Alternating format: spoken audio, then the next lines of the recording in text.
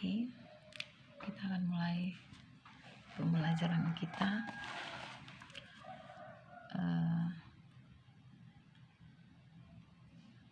Di mana materinya adalah mengenai konsep berpikir diakronik dan sinkronik.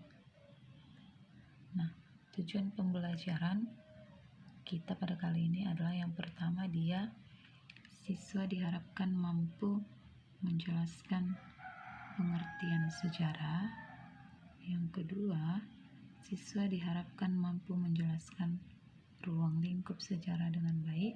Yang ketiga, siswa diharapkan mampu mengidentifikasi unsur manusia, ruang, dan waktu dalam sejarah dengan baik. Nah, oke.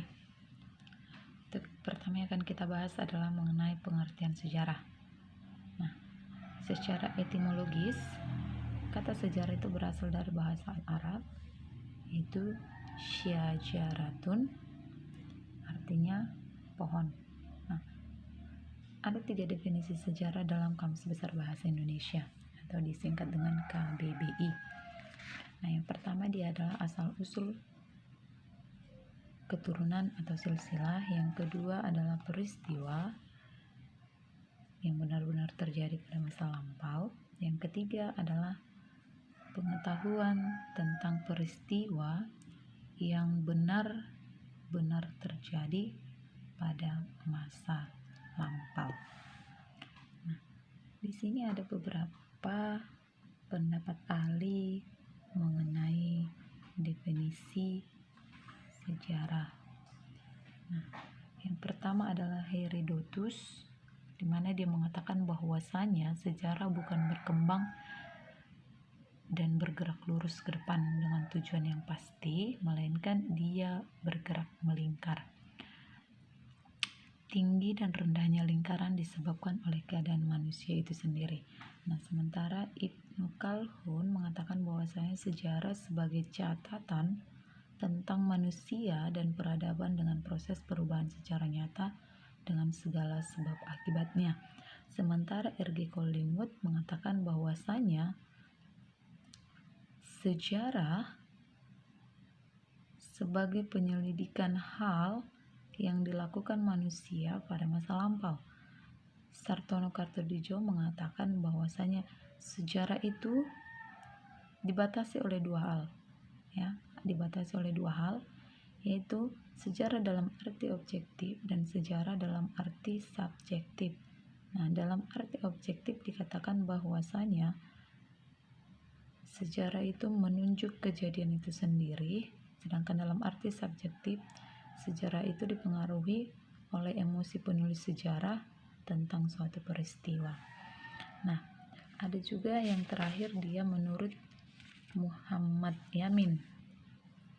Nah, di mana menurut Muhammad Yamin sejarah itu adalah ilmu pengetahuan. Nah, dari beberapa pengertian, definisi sejarah, di sana tidak terlepas dengan masa lampau, tidak terlepas dengan kehidupan manusia. Jadi dapat kita simpulkan bahwasanya sejarah adalah ilmu pengetahuan yang disusun atas hasil penyelidikan dari berbagai peristiwa yang penting yang terjadi dalam kehidupan manusia pada masa lampau. Ya. Itulah pengertian daripada sejarah. Nah, kita masuk ke materi yang selanjutnya mengenai konsep manusia, ruang, dan waktu dalam sejarah. Nah, konsep manusia, ruang, dan waktu dalam sejarah. Nah, di dalam sejarah dikatakan ada 3 unsur penting. Yang pertama dia adalah manusia, yang kedua dia adalah ruang, yang ketiga adalah waktu. Nah, unsur yang pertama manusia. Nah, dalam setiap peristiwa atau kejadian yang kita alami ataupun orang alami, manusia adalah pelaku dari semuanya. Ya. Nah, peran manusia sangat menentukan dalam setiap peristiwa, sehingga setiap kajian tentang peristiwa akan selalu melibatkan manusia di dalamnya. Nah, jadi sejarah yang kita jadikan pengetahuan atau sebagai bahan kajian adalah sejarahnya manusia. Nah, yang kedua, setiap peristiwa ataupun kejadian yang berlangsung pada masa lampau dalam batasan ruang atau tempat tertentu, ya. Ada ruang ketika peristiwa atau kejadian masa lampau itu terjadi. Nah, unsur ruang yang menjadi tempat terjadi peristiwa akan memberikan gambaran jelas kepada kita bahwa peristiwa itu memang ada dan nyata. Ya, itulah tadi yang kedua, unsur yang ketiga mengenai ruang. Dikatakan di sana tadi bahwasanya ruang itu akan menjadi tempat terjadinya peristiwa sehingga dapat memberikan gambaran yang jelas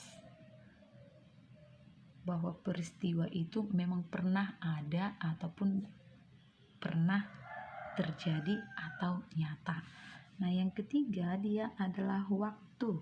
Unsur yang ketiga adalah waktu.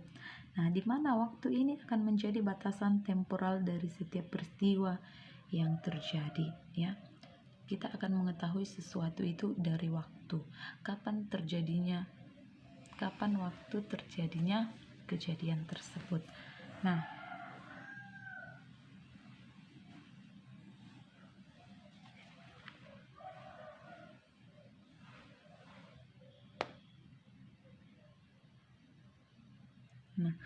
di sana konsep waktu dalam sejarah meliputi dua hal, yaitu yang pertama ada proses kelangsungan dari suatu peristiwa dalam batasan waktu tertentu. Yang kedua adalah kesatuan kelangsungan waktu, yaitu waktu pada masa lampau, sekarang, dan masa yang akan datang. Nah, untuk materi yang selanjutnya, bagian C adalah cara berpikir kronologis dalam mempelajari sejarah, ya. Bagaimana sih cara berpikir kronologis dalam mempelajari sejarah? Nah, kita terlebih dahulu kita harus tahu dulu sebenarnya apa sih kata kronologis itu, apa sih artinya. Nah, coba kita lihat, asal kata kronologis berasal dari dua kata, yaitu kronos dan logos. Ya, dia berasal dari bahasa Yunani. Nah, di sana artinya kronos adalah waktu, sedangkan logos adalah ilmu ataupun uraian. Nah, jadi dari arti kata kedua itu dapat kita gabungkan atau dapat kita buat pengertian daripada kronologi, ya. Nah, jadi kronologi itu adalah ilmu tentang waktu yang membantu untuk menyusun peristiwa atau kejadian-kejadian sejarah sesuai urutan waktu terjadinya. Nah, jadi kronologis itu dikatakan suatu kronologi itu dapat membantu untuk menyusun peristiwa atau kejadian sejarah sesuai urutan waktunya terjadi. Jadi ketika suatu peristiwa itu sudah disusun dengan baik menurut waktu terjadinya, maka kita akan dengan mudah memahaminya. Nah, dalam konsep berpikir kronologis ini sangat kita butuhkan. Kenapa kita butuhkan? Karena jika kita ingin memecahkan suatu masalah, maka kita dapat berpikir secara kronologis, ya. Nah, di mana juga dengan kita berpikir kronologis dapat mempermudah kita dalam melakukan rekonstruksi terhadap semua peristiwa atau masa lalu dengan tepat, ya. Kalau kita sudah tahu kronologisnya, maka kita akan dengan mudah, maka itu akan mempermudah kita dalam menyelesaikan sebuah masalah karena kita akan tahu bagaimana peristiwa masa lalu itu. Nah, kronologi itu sangat penting, sangat kita butuhkan dan sangat penting. Karena apa? Karena supaya kita terhindar dari yang namanya anakronisme, ya, agar kita terhindar dari anakronisme. Jadi berpikir secara kronologis sangat kita butuhkan. Apa sih anakronisme itu? Nah, anakronisme itu adalah ketidakcocokan dengan zaman tertentu.